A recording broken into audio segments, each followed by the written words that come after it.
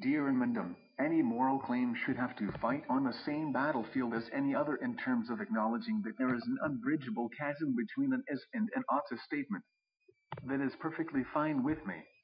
Antinatalism arguments are often so robust and steeped in logic and reason that it's sometimes laughably pathetic how people try to distort logic in a vain and inglorious attempt to refute them.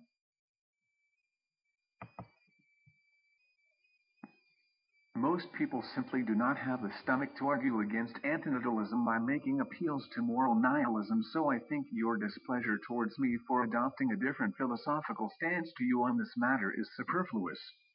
Allow me to break down my reasoning for you so that you can hopefully begin at least to appreciate why I find the exercise of logic alone insufficient to arrive at ought to statements.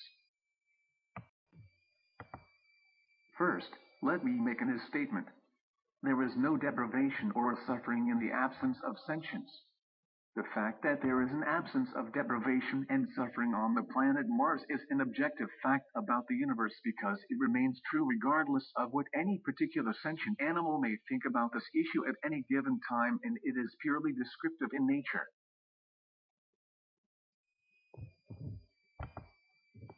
So far, I've articulated this one perfectly logical and sound premise, and from this I am eminently able to launch a ferocious attack on the widely held belief that generating new human life should be a universal and unquestioned human right. Now, after having described an aspect of reality by limiting myself solely to an is statement, I have no choice but to resort to an ought to statement. My ought to statement is that people should not procreate due to the aforementioned is statement. The fact that I think that people should abstain from procreation is subjective because it contains a value judgment, and logic in its purest and most naked form can only ever be descriptive of reality rather than prescriptive of certain moral actions. Once you start ascribing value judgments to any given act and advocating an adoption of certain attitudes and behavior towards notions such as morality, obligation, and suffering, you are drifting out of the realm of logic and into the realm of unprovable metaphysical commitment, such as the view that we ought to be concerned about the welfare of other sentient beings. Having said all this, I don't think moral nihilism offers even a hint of a satisfactory rebuttal to antinatalism or any other ethical issue for that matter.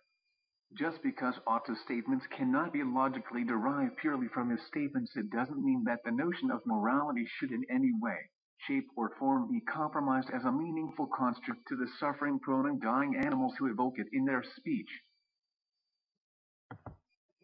People have every right to articulate rational and logical arguments as to why they regard certain acts as immoral in the context of a shared understanding that such notions as morality are not mandated by logic alone, for logic can only ever help to describe, explain, and predict the collocations and movements of atoms and particles in the universe, and by doing so give us a solid and firm foundation from which to attempt to convert our statements into ought to statements by taking an unavoidable leap of faith mandated by the harsh circumstances of